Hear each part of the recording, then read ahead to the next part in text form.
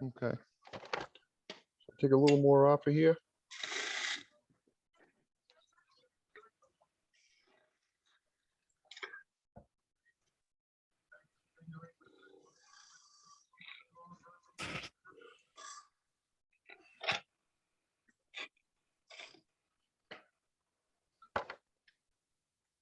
Bleeding somewhere, I'm not sure why.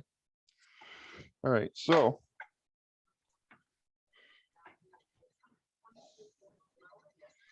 now that I got that semi roughed out, I'm going to take the tailstock away so I can get at the front.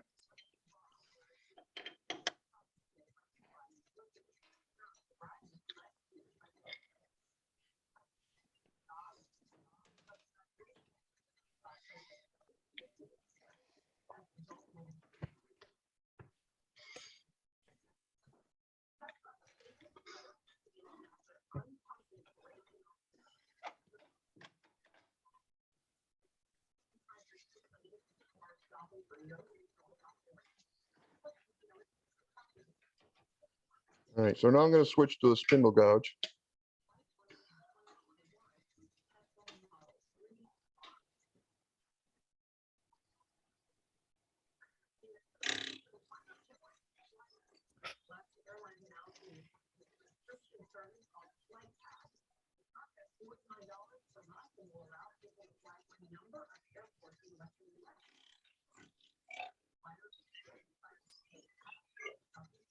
Now, as a lot of you probably know, I'm going the wrong way on the grain.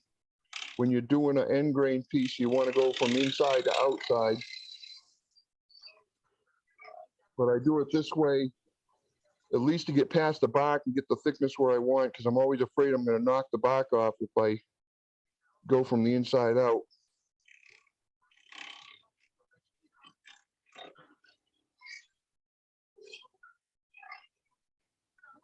Once I start hollowing, I'll be going inside out.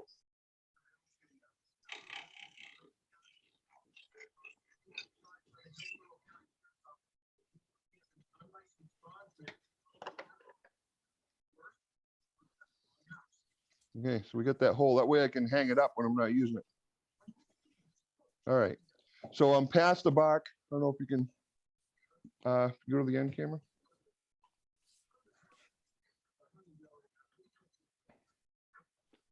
Oh, you can't really see, but I'm turned past the bark here. So now I can start hollowing this out. That's the final thickness I'm going to leave it at right there. So I tend to, I guess I'm already set. I tend to set my tool rest low. I find it works better if my handle's lower than the tip when I'm hollowing. So I just push it in and drag it to the left.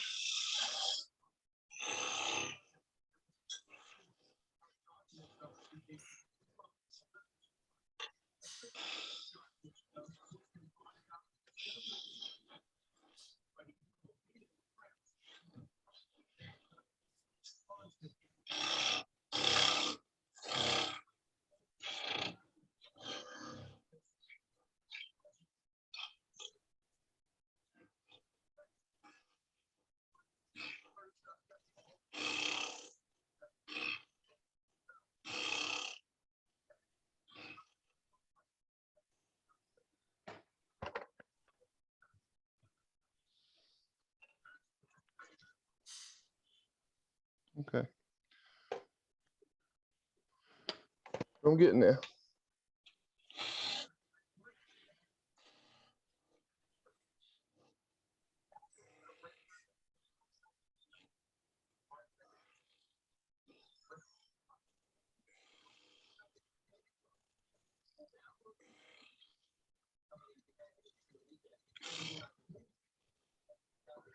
Right now, I'm just concerned with the very top of the rim.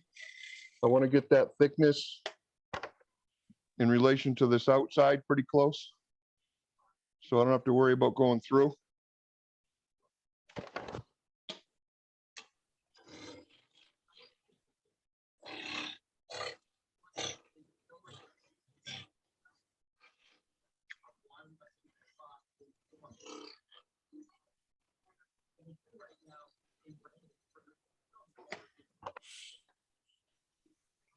And I'm still going to be taking a little more off of here before I'm through.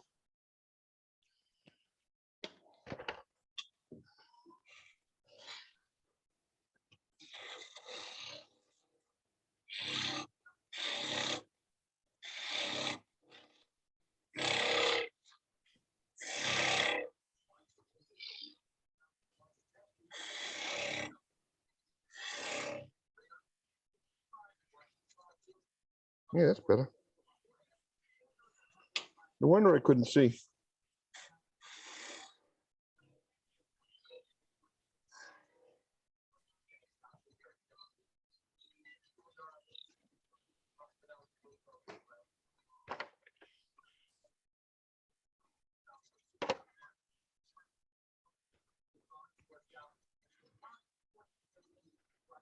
Yeah, I got something funky going on. Hope you can see it on the camera right there. It's like an occlusion or something, but I'm gonna go a little deeper, see if I can't get through it.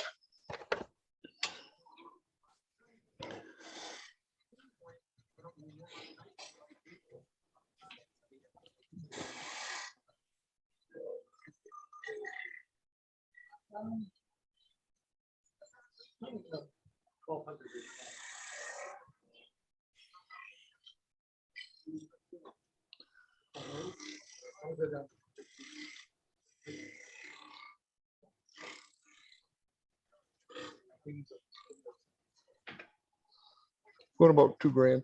2 grand.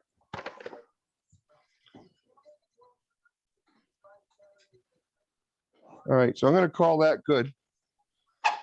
Hit it with a little bit of sandpaper while it's still solid. I think I just got some 220 here.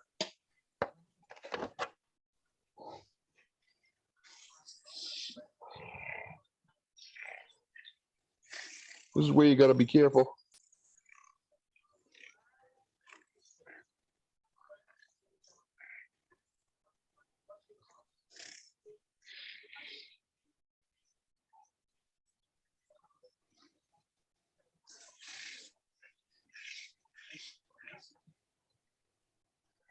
And then I use Scotch Brite. I don't know if anybody's familiar, but it's made by 3M. But it kind of makes for a fairly smooth finish.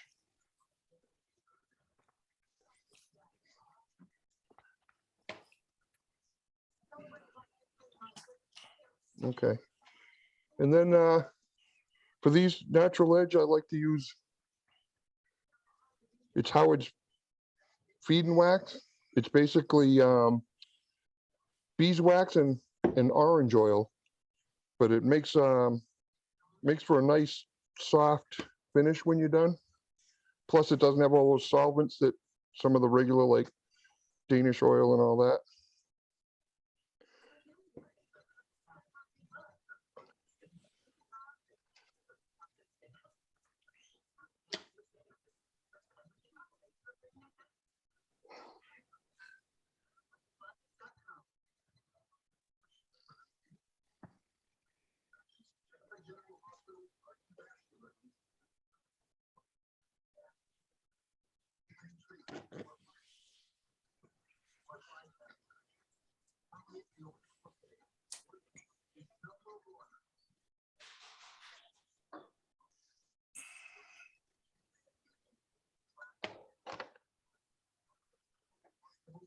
Okay. When was this cut? What's that? When was this wood cut? Yesterday, day before yesterday, something like that. All right. Yeah, so it's really wet, so I don't know how much finish get in there, but it does actually bring it up a little bit. All right, so this is done. The inside is done. Now I just got to make the inside match the outside, and hopefully I won't make the inside bigger than the outside. So this one I like to, with these, I like to bring a light in. I'm gonna turn this bright light off. And I bring a light in here to gauge the thickness.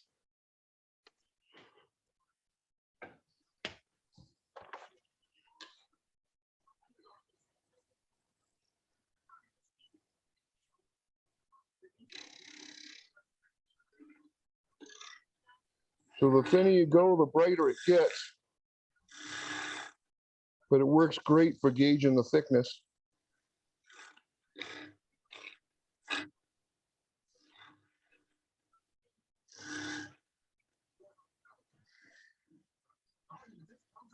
And the thing to keep in mind when using a light is end grain shows the light a lot more than the side grain. So you got to be careful because it's not going to all glow the same.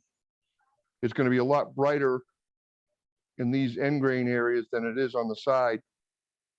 So once I get it to where I want, I can figure out what the brightness is. I like to go down to about 1/8 of an inch. Sometimes when I'm alone, I try and get cute, but I figure in front of people, I don't want to get too cute.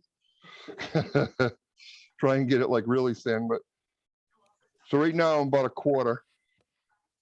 Actually, I'm a little bit, actually I'm about 1/8 right there. So that's the brightness I'm looking for. Thank you. Just turning a goblet.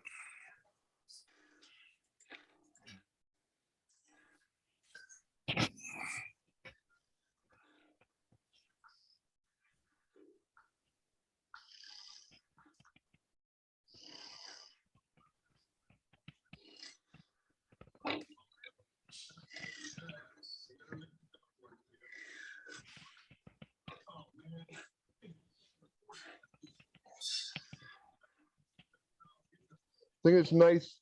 Can you see in the camera? I can't really see it, but there's a dark ring right here that's not really showing up in the camera, which tells me that it's a little thick in that spot. So I can go back and clean it up.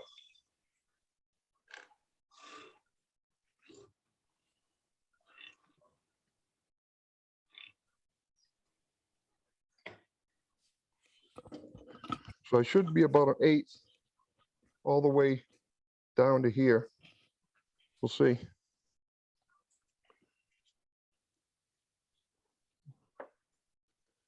little bit under 1/8.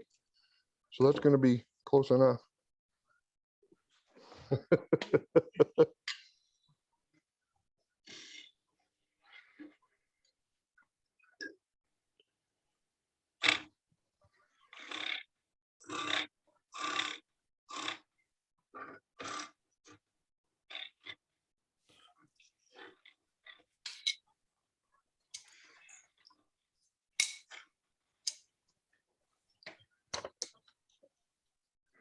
All right, so I got to figure out where the bottom is so I know when I can go in. So I'm using a very accurate method, the thumb and the pencil trick.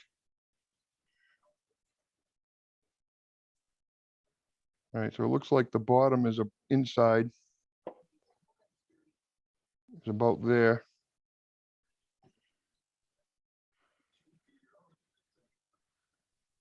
Yeah.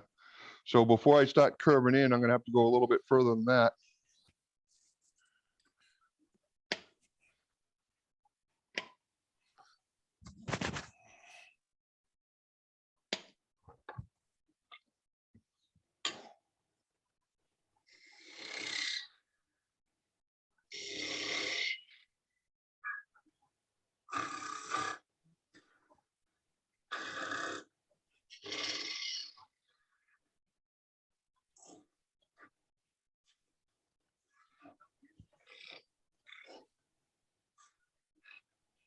All right, so I'm going to call that the outside bottom. So I just got to thin this out.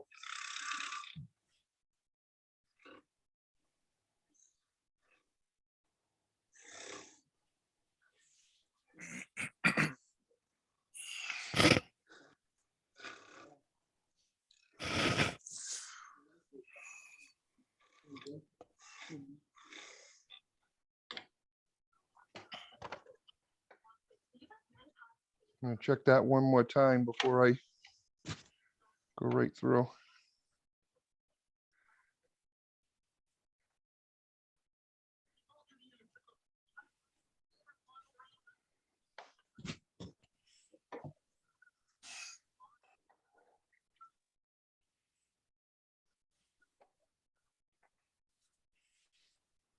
Okay, so I can get a little thinner there.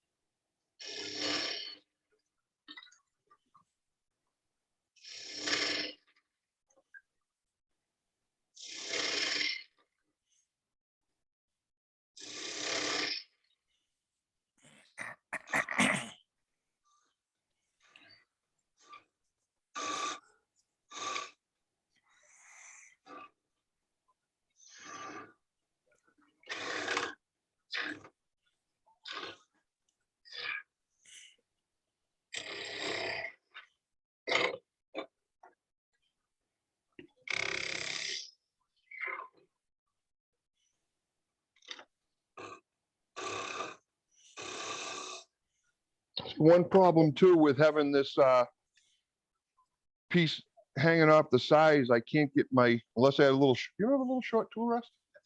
Ah, if you have a little short tool rest, you can get in there. Which apparently we do.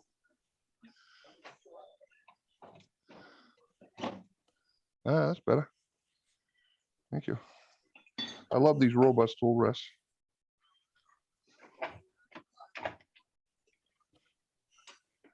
Mike, before you get started again, Yeah. I noticed your grip, your finger behind the tool rest. I was on Yeah. another group, and the safety police were all screaming about the finger being extended underneath. Could you explain how secure that is? Well, it really, well, for one, I'm under. So if I'm not going to get if I was reaching above, I could get my finger pinched, but I'm underneath holding here. So really it would be impossible to hit my finger without hitting the tool rest first. But by having my finger under there, it really gives me control, you know, when I'm trying to get in here and not push too hard. It really, so I can hold it with, like, you know, with these two fingers. This one's wrapped underneath the tool rest, and these two fingers guide it. So it's just better than having out here. You don't have nearly as control as if you have that finger under there. That gives you a good solid base. Speaking of solid bases, at this point, I like to bring the tailstock up, because once this gets thin, especially when you got an oblong top like that, it tends to start flopping around, and then next thing you know, it snaps off. So I have, I put it here. This is a little piece of just packing foam that I cut round, and I cut a hole in it that fits on the tailstock like that. So it protects the wood without making marks, and it's kind of spongy. So but it's enough to keep it from flopping around, and hopefully keep it on the lathe. Time will tell. So this thin part is done. So I can get rid of this light now. How did you shape the foam? The what? How did you shape the foam? I used, it actually worked really well. I used a razor blade. Actually, I clamped this in my jaw, and I used like an X-Acto knife and just pushed it in, and it sliced slick as butter. And how did I do that? I guess I did the same thing. I was holding it in the jaw, and I went in there with an X-Acto knife, and it just slices like perfectly. You just got to be careful. I guess I should do a disclaimer and say you probably shouldn't do that, but it worked really well for me. But I mean, you could probably do it. You could probably do it on a like if you have a belt sander, because Yep. it's soft. I mean, like a coarse paper would eat right through it. Thank you. So you're welcome. So that'll be enough to keep this thing in place, so I don't send it flying. Now I can put the bright light on, see what I'm doing.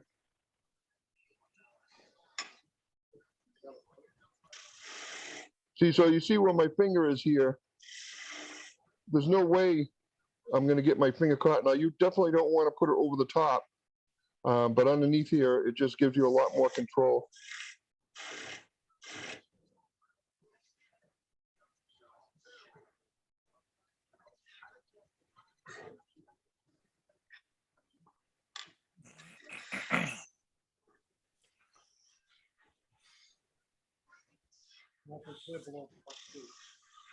It's nowhere as close as it looks like the pitch. You're way below. What's that? Your finger's way below. Oh, yeah, yep.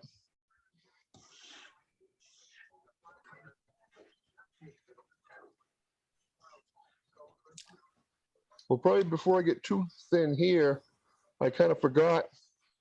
I want to sand there a little bit. You can see there's some little bit of ridges there. I should be able to get rid of that with the 220. If I still have it here somewhere.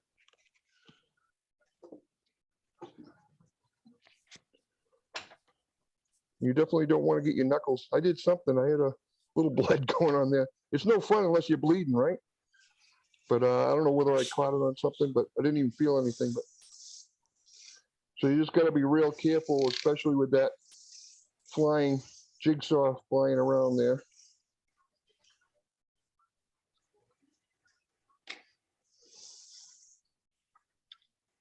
Notice I have the the tool rest pulled way back, so I don't have a chance of catching on it.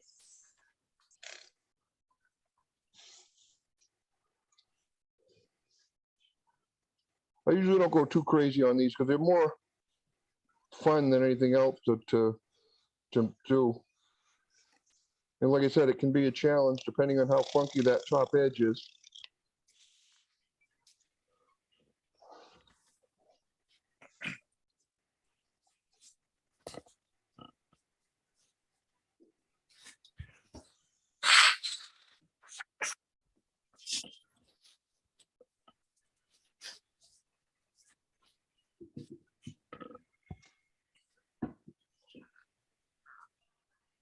Okay. I'm going to use some more of the beeswax and orange oil.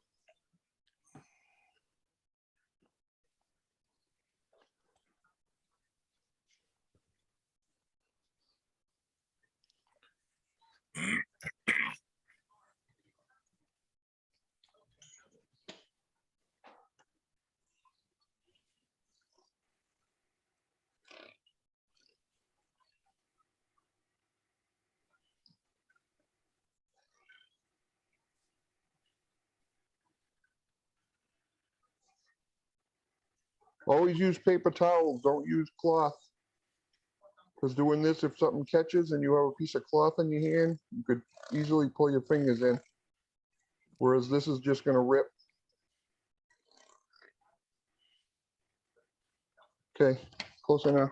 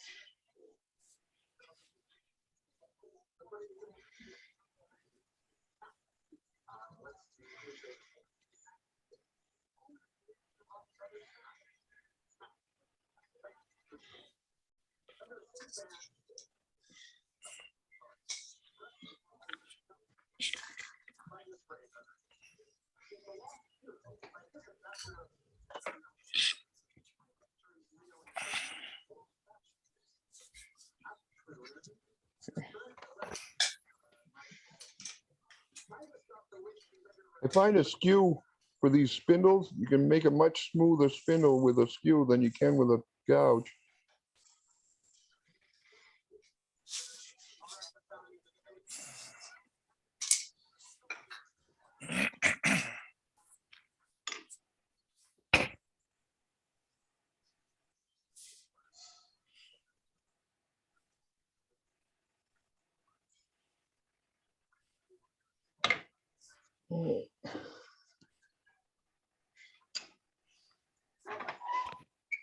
Hit this with the paper.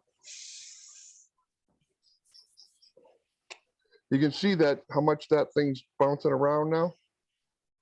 So if I didn't have this up in there, it probably would snap off.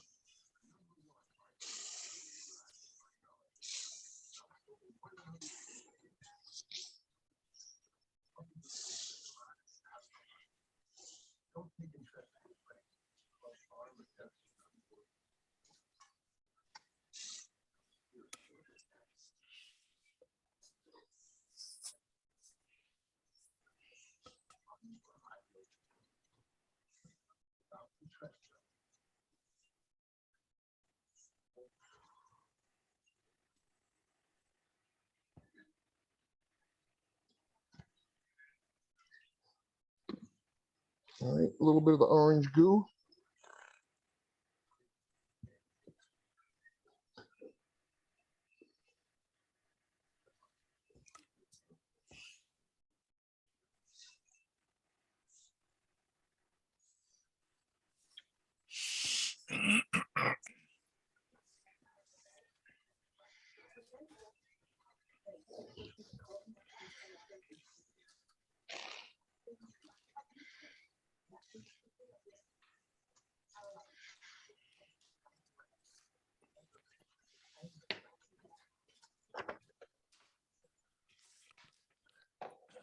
It's actually come out nice, got some nice figure in there.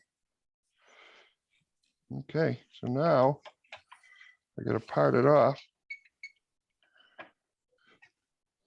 And again, I like to hit it with the gouge first and kind of work my way to that edge. Because if I just go right in, again, I'm afraid I'm gonna knock the back off. So by sneaking up on it,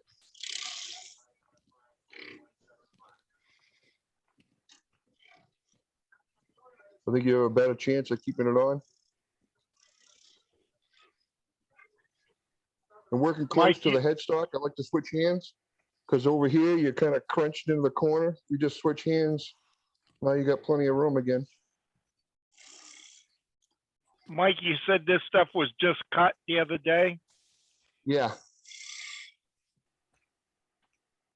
Yeah, it's So really, bark should stay on rather well. yeah, I think especially being winter and all, Yeah, but I'm always paranoid. with a little copy like it. It's amazing how I just sharpened this before I started and it's already gone dull. So, like, I don't know what's in the wood, but it really tends to dull the tool pretty quick.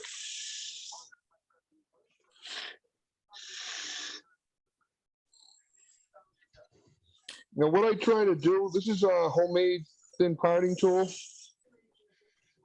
When I sharpen it, I grind this edge and I grind that edge, and it leaves a burr on both sides.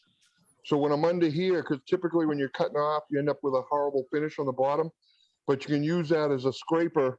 So when you're underside here and you got it just about to where you want it, you can just kind of, you probably can't see in there with the camera, but so I'm just doing kind of a scrape with that burr down the bottom side, and it leaves you with a little bit better of a finish.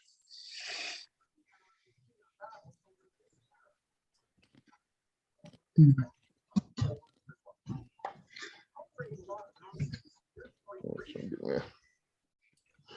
I'm going to slow this down a little bit.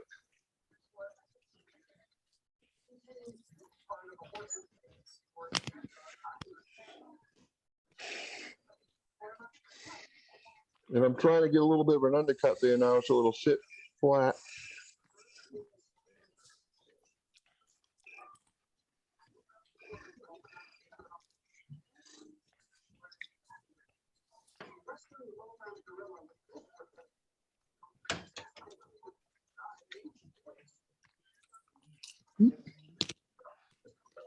All right, so just left a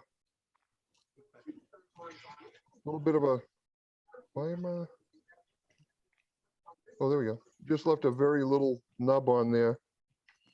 You just take the skew, but you can see the, well, I don't know if you can see, but the finish is not horrible. A little bit of sanding, but you, by doing that scrape with the side of the parting tool, you tend to get a halfway decent finish under there. But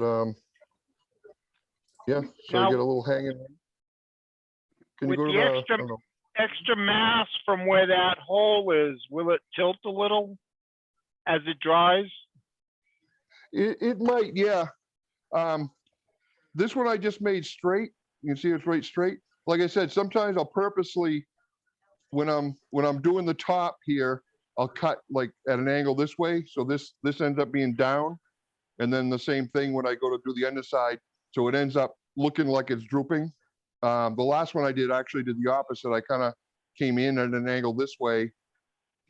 So it ends up, you got the rim and this part kind of went up a little bit. I think I like the down better. But anyway, yeah. So there it is, natural edge goblet. Have And you only ever a little bit of christened blood. one? Actually used one? No, because the bark probably wouldn't taste too good.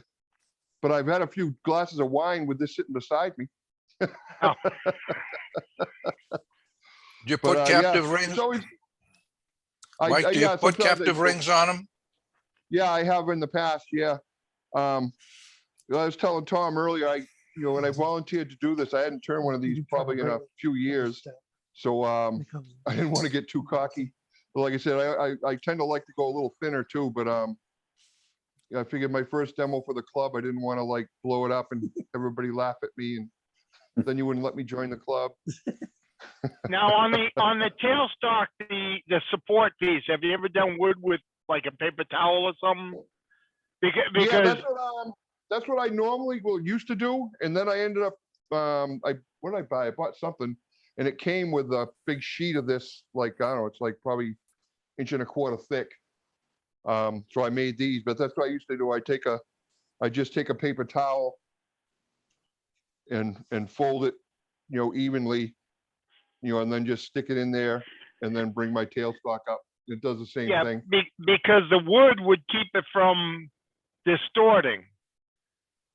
If you had Oh, a right, yeah, solid 'cause piece, it would keep it from moving. Right. Yeah, that's true too. Yeah, I've done that in the past. Well, actually, I didn't get a piece of wood, but I bring the tailstock up just with fold the paper towel in there, and then nice and thick, so I'll be able to bring it up. I mean, really, I guess there's two schools of thought, because you kind of, if it wants to move, I don't know if you want to keep it from moving, because then you're stressing the thing out as it's turning. I'm just saying while it's turning to hold it is Yeah. concentric. It's coming from my machining background that I'm thinking me of too. that. But I'm a machinist as well. Okay. Well, actually, at this point, I just program them, but that's my background as well, running CNC milling machines. Well, and actually, I started out manual, but I actually like this piece of wood. There's a lot of cool figure in it. Now that I got it broken up, like I don't know, I like yeah. Have you ever Nice. microwaved any? Because some of the Not guys these, do the no. tulips and whatnot. They microwave them and they tend to tilt or Oh, yeah. whatever. Yeah, I've never done it with these. I think to have that work well, you got to turn them super thin too, which this isn't. This is like just under 1/8 of an inch in most of it. So, I mean, it's not thick, but it's not super thin either. They'll warp and they'll twist and go out of shape, and they just look really cool. Lean over a little. Hey, Mike, I got a question. On the light that you used to light up the Yeah. inside of the goblet when you were thinning it. Is there Yeah. anything special about that light? No, this is just a LED light. Well, one thing is, well, you can't. Well, let me turn it off. Because it's a bigger light, I put a piece of cardboard and covered the outside area.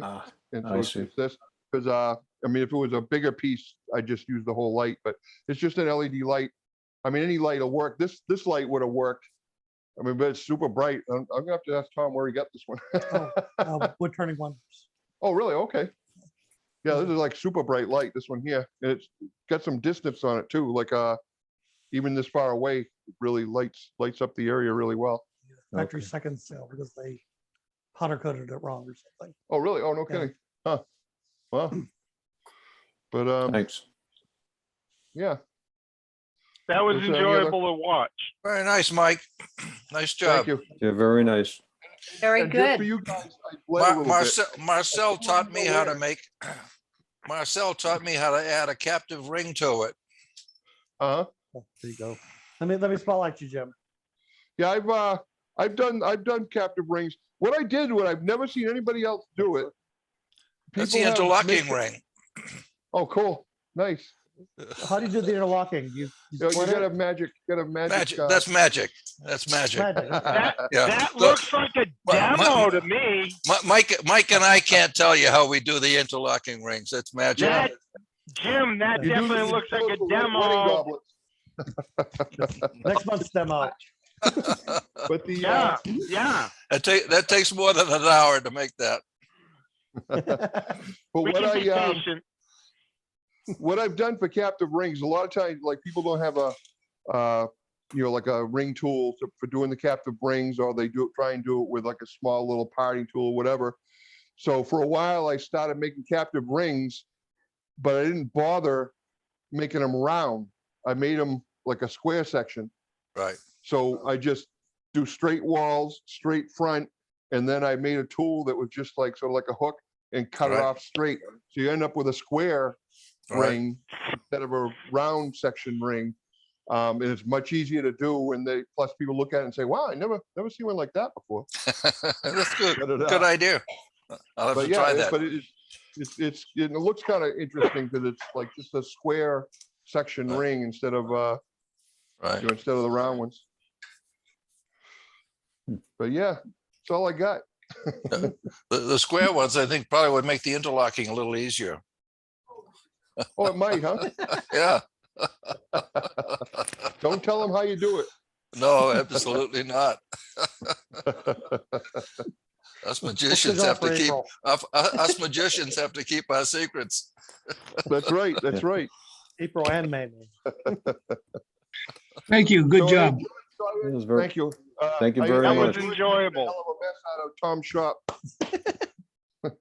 It's been a lot worse. Oh, you have to clean it. He didn't tell you that? And his cat hates me. Well, you're not supposed to stand on his tail. He doesn't even want to look at me. He's got his back to me. That cat eats itself. He looks comfy. Yeah, watch. He almost swatted Tom.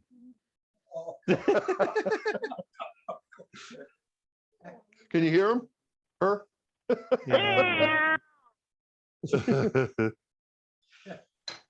Yeah, I'll pay for that tomorrow. Tom said it's gonna crap all over the shop now because I pissed it off.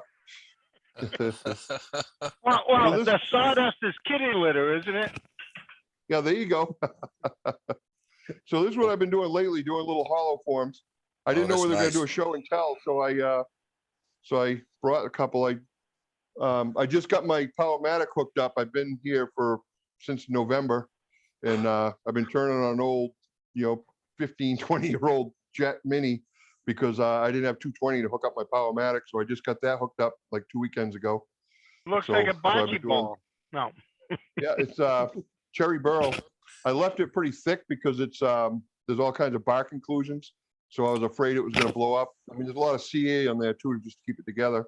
But then I had just a few hunks of wood and made this guy. Are you still This was down in kinda fun. Ipswich? Are you still down in Ipswich? No, I'm in Elliott now, Elliott, Maine. Oh, okay. Last time when you did your presentation at the symposium, you were down in Ipswich. Yeah, yeah. Because I Yeah, which remember was having to the, send a check to you. Pinkerton? Yeah, what's at that? Pinkerton. Yeah, I was the Yeah, okay, I yeah. was the equipment guy at the Pinkerton show. Oh, okay. Yeah. Okay. Yeah, that was fun. That should be coming up, isn't it? Isn't it every Well, third year? Yeah, Or every did they third not- year are they not gonna do it? we had to skip it because of COVID, so we didn't have it. Oh. Yeah, Is there any plans for another one coming up? I don't know. We haven't discussed it yet. Yeah, Uh-huh. Pinkerton's got an issue, so. Don't we all? The support at Pinkerton has not been the same since Yeah, the- group. that original group that was running the show left. Oh, really? Yeah. Well, that's a bummer. Yeah, the wood shop doesn't get the support it used to get.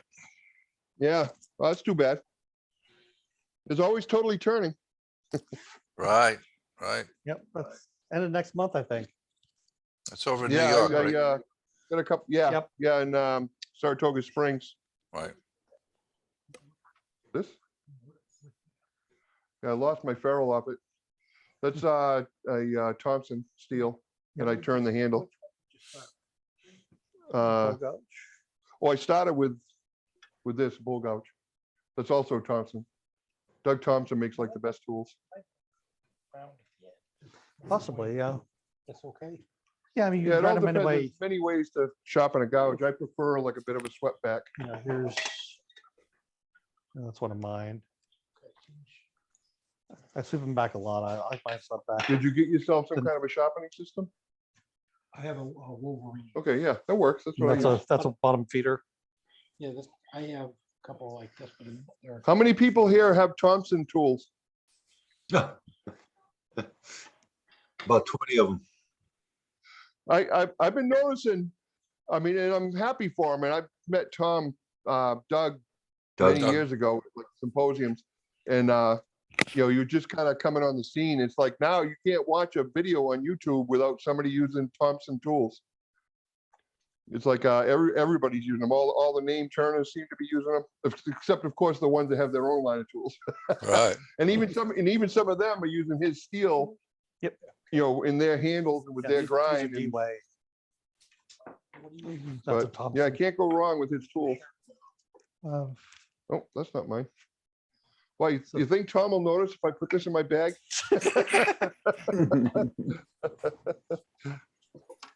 I'm watching. He's keeping an eye on me. He does, there's a cat growling again. He doesn't know me well enough to know whether I'm gonna walk off with this tool yet. If you want to leave a couple, that's fine too. It wouldn't be the first time. So Yeah, Mike, that's just. Yes, when sir. it's with sanding it green, you get a pretty good finish. Well, yes and no. I mean, I like to use the, what is the Abernet? The, Yeah. That's what I have back there. yeah, I mean, that seems to work better on the wet. If you keep clearing it or keep getting a fresh area, like once it clogs in one area, if you move to another area, or use that Abernet, that works really well. And that's where this Scotch-Brite Brite. pad works well. Like when you get close, this kind of takes any kind of scratches out. It works pretty well. But yeah, it does tend to clog the paper up, but you can come out halfway decent. I mean, how's that look to you? I mean, it's not, not bad. No, it's nice and smooth. Yeah, I mean, I think it would be better once it dries if you to hit it again. Geez, I keep reaching in the wrong spot. Mine, the lock is like down here, so I keep going. Yeah. I know.